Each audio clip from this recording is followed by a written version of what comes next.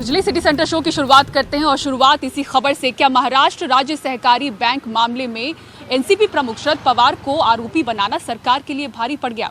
शरद पवार यहां न पहुंचे, यानी कि ईडी दफ्तर न पहुंचे, इसके लिए मुंबई पुलिस कमिश्नर को उनके पास जाना पड़ा और उन्हें मनाना पड़ा।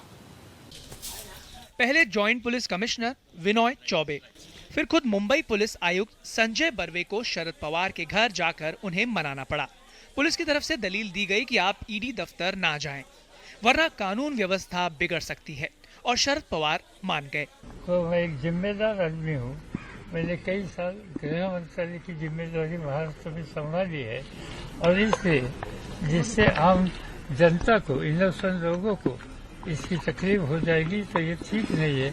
और इसीलिए मैंने वहाँ जाने का आज कैंसिल किया है। इसके पहले ईडी दफ्तर के आसपास मुंबई पुलिस ने कड़ी सुरक्षा और बंदोबस्त लगा रखा था। धारा 144 भी लगा दी गई थी ताकि एनसीपी के कार्यकर्ता जमा ना हो सकें। हमने सेक्शन 144 सीआरपीसी के अंतर्गत जमाबंदी का आदेश लागू कर दिया है। अगर कोई वायलेशन होता है तो हम उस हिसाब से कार्रवाई करेंगे। हालांकि ईडी दफ्तर के ठीक पीछे बने एनसीपी के दफ्तर के सामने बड़ी संख्या में कार्यकर्ता जमा होकर नारेबाजी करते रहे।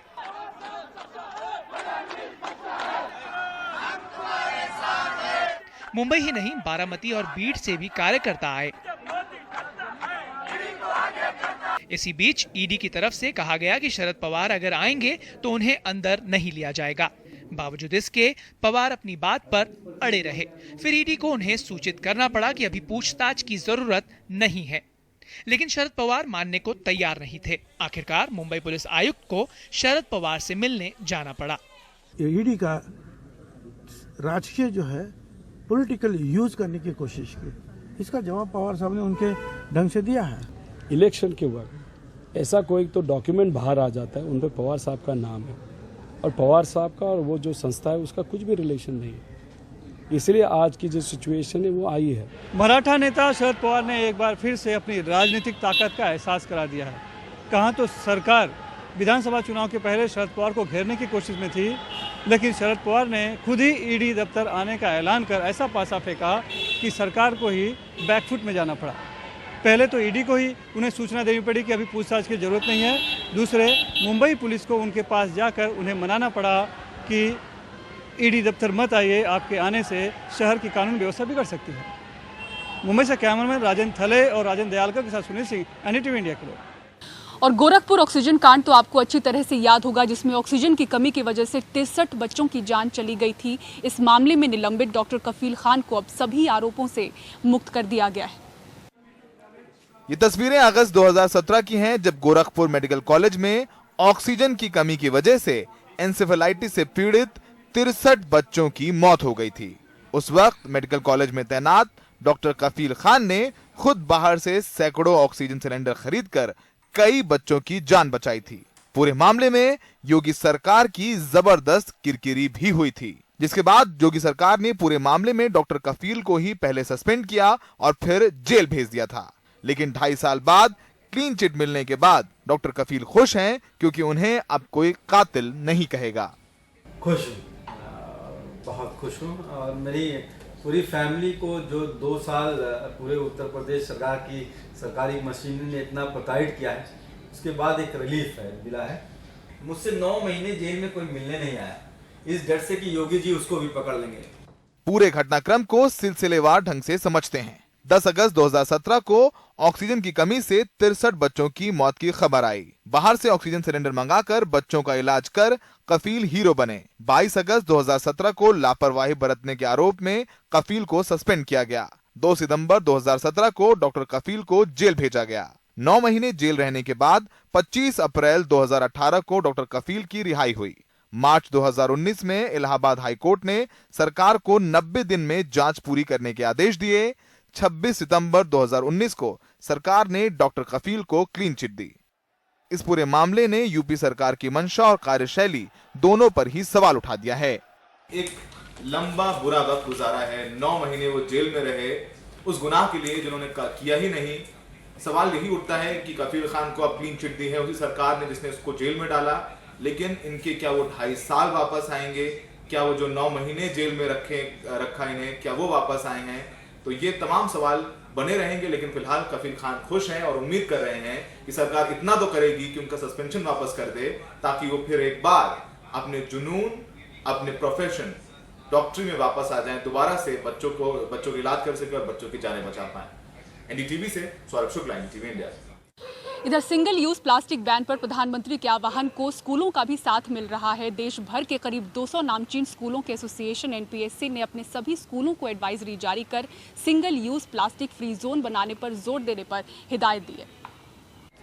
मित्रों, क्या आप जानते हैं कि 2 अक्टूबर से सिंगल यूज प्लास्टिक में बैन लग चुका है? अरे सारा प्लास्टिक नहीं, बस सिंगल यूज प्लास्टिक ही बैन हो रहा है। सिंगल यूज प्लास्टिक होता क्या है?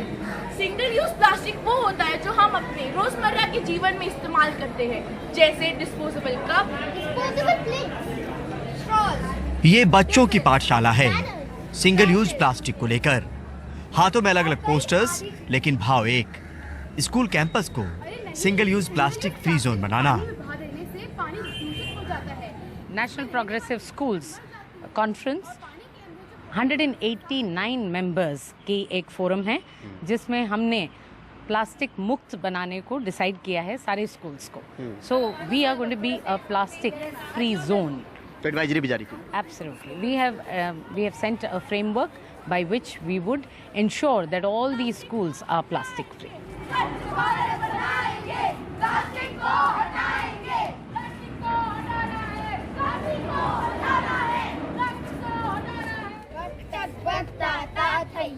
होली बैल को नाना भैया, टक ताता थैया, होली बैल को नाना भैया, लेकिन क्यों?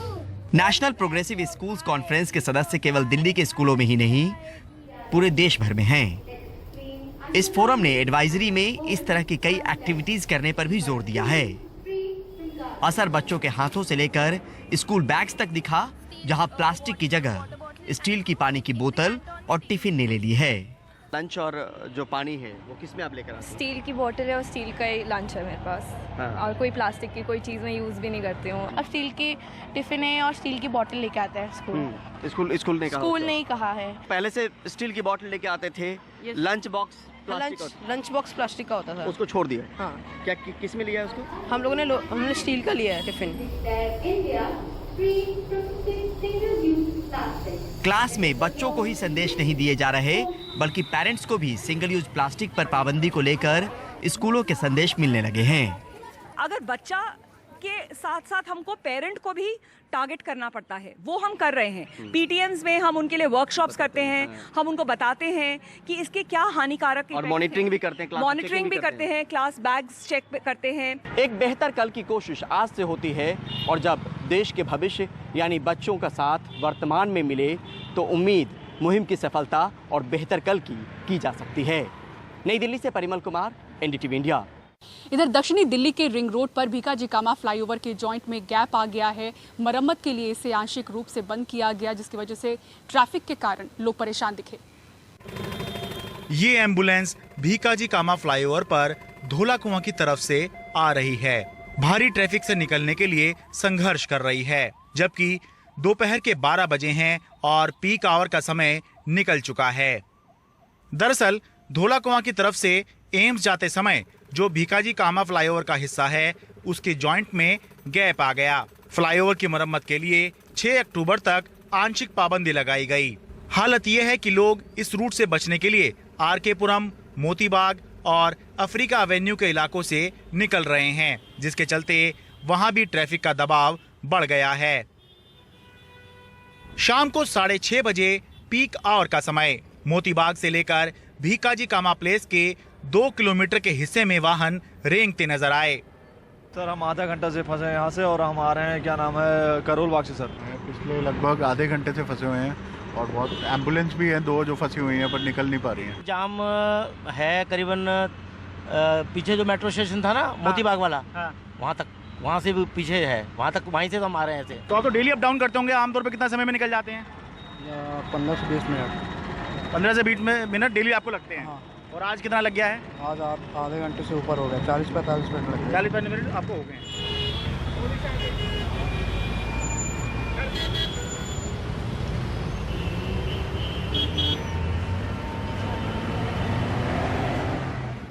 फ्लाईओवर पर केवल कार, दोपहिया और ऑटो जैसे हल्के वाहन चल रहे हैं, जबकि बाकी सभी भारी वाहनों को फ्लाईओवर के नीचे से जाने के लिए कहा गया है। असल में पहले सभी वाहन इस फ्लाईओवर के ऊपर से बिना किसी रुकावट के गुजर जाया करते थे, लेकिन अब मरम्मत के चलते इस फ्लाईओवर पर पाबंदी लगी हुई है।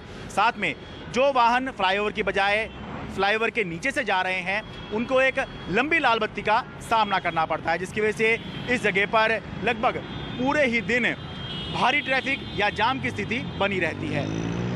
दिल्ली से मैं शरद शर्मा, एनडीटीवी इंडिया। और देश दुनिया की कुछ और अहम खबरें अब देखिए न्यूज रैप में। भारतीय नौसेना में शामिल होगी सबसे ताकतवर पनडुब्बी आईएनएस खंडेरी। रक्षा मंत्री राजनाथ सिंह शनिवार को मुंबई में इस पनडुब्बी का कमीशन करेंगे। ये पनडुब्बी 40 लोगों की तैनाती के साथ 45 दिनों तक पानी में रह सकती है। उत्तर प्रदेश में बारिश से बुरा हाल, अलग अलग जिलों में अब तक 44 लोगों की मौत हो चुकी है। मेठी में सबसे ज्यादा 115.9 मिलीमीटर की बारिश हुई। लखनऊ और वाराणसी में 12वीं तक के सभी स्कूल बंद। और हरियाणा के कुरुक्षेत्र में स्कूल फी चुकाने में असमर्थ पिता ने ली 6 साल की मासूम बेटी की जान।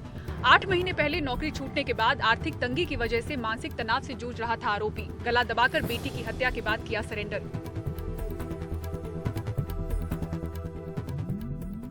और इसी के साथ सिटी सेंटर शो में मुझे दीजिए इजाजत। देश दुनिया की खबरों के लिए बने रहें एनडीटीवी इंडिया के साथ। नमस्कार।